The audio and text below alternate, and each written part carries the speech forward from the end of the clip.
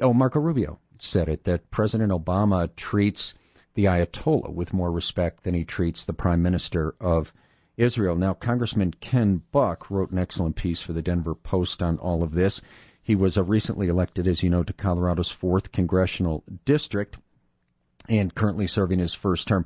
Now, Ken is on the House Judiciary Committee, the House Committee on Oversight and Government Reform, serves on the OGR Subcommittee on Government Operations, and the Interior, is a member of the Judiciary Subcommittees on Immigration and Border Security and Crime, Terrorism, Homeland Security, and Investigations, otherwise a total slacker.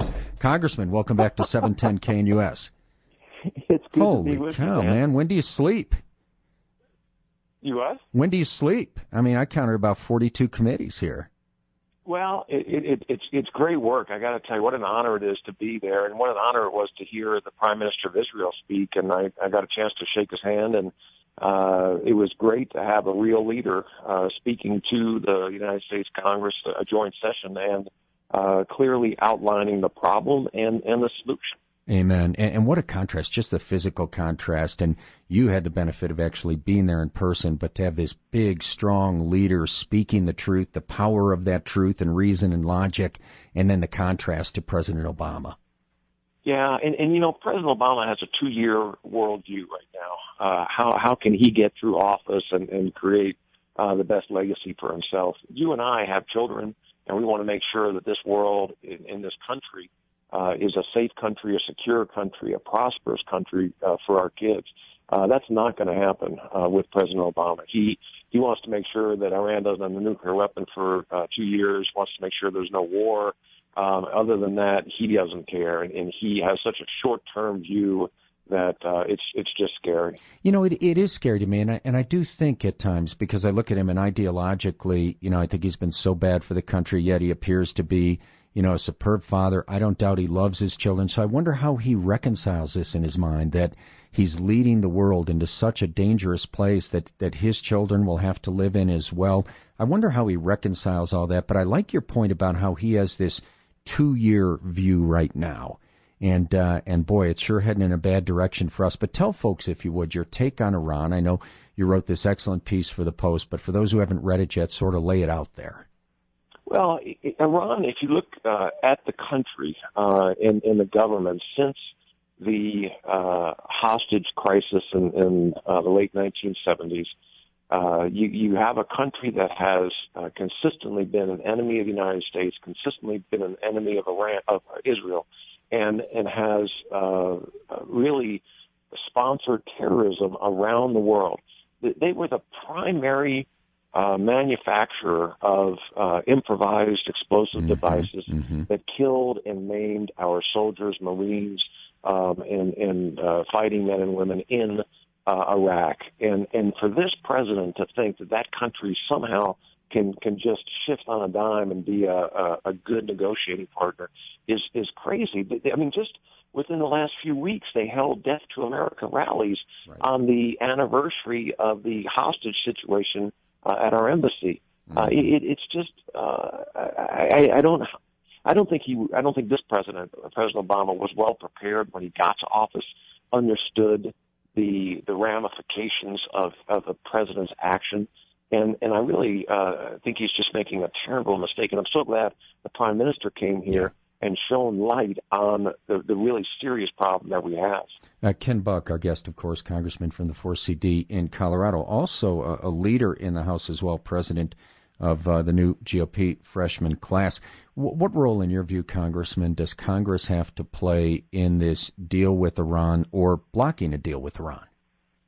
Yeah, first we have to figure out whether Iran's actually going to accept the deal. But the president has talked openly about some of the terms of the deal. And one of those is that Iran makes very clear answers to questions that the International Atomic Agency has asked, and that is whether they had plans in the past to build a nuclear weapon. And if they don't answer those questions, I think that the sanctions should stay on Iran, and I think that their credibility is truly at risk. I think that the program that we had in place with Israel to undermine the Iranian nuclear development program was right on, and I think it's something that the next president is going to have to seriously consider. Right, and I mean, at the end of the day, and I know you have access to information through committees, et cetera, that the rest of us don't, but it would seem at the end of the day pretty straightforward. You have, as the Prime Minister pointed out, an economically fragile regime that's essentially holding many of the people of its own nation hostage to its radical Islamic goals.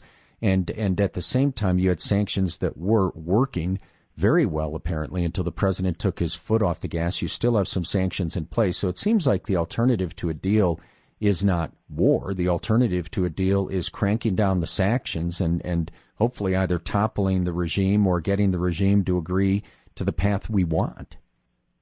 I think that's right. Although one of the alternatives that has to be on the table is military force. Mm-hmm. We can't take that off the table and be credible with the sanctions and other strategies that we have. But Iran is terribly exposed at this point. They are, in essence, defending the regime in Damascus. They are involved in the regime in Beirut. Right.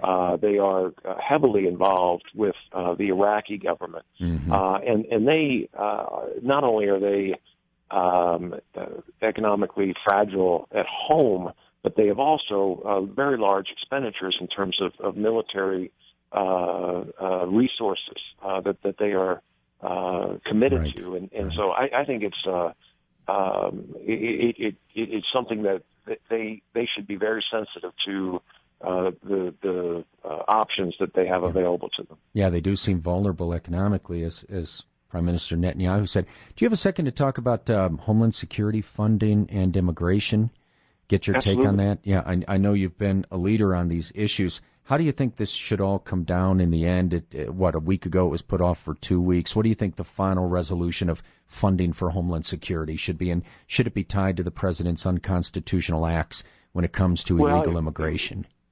It was tied as part of the Cromnibus that was passed in December. It was tied. And last week I voted to give Speaker Boehner an extra 3 weeks to do his best to try to put some pressure on Harry Reid and get the votes necessary in the Senate to defund the president's executive action granting amnesty to 5 million people living in this country illegally. That vote lost, and as a result, the Senate passed a bill funding the Department of Homeland Security through the end of September, and then the House passed that bill with the Democrat vote. I voted against the ultimate funding of Homeland Security because of those executive actions that the president undertook. How do you think this will all end up with the Homeland Security funding? Yeah, it's funded, and unfortunately, we now have to rely on the courts because the Congress did not have the votes in the Senate to get the job done to defund the president's executive action. So it is funded. I hope that the courts do the right thing in my view, and that is to rule the president's actions unconstitutional. Amen. It'll be interesting to see what the circuit does with that. I thought the judge was right on target. Well, hey, keep up the great work. I hope we can talk to you on a regular basis. You're right in the middle of a lot of good stuff right now and want to follow it with you. Great. Thank you, Dan. It's great talking to you again. Thank you. Appreciate it. Congressman Ken Buck.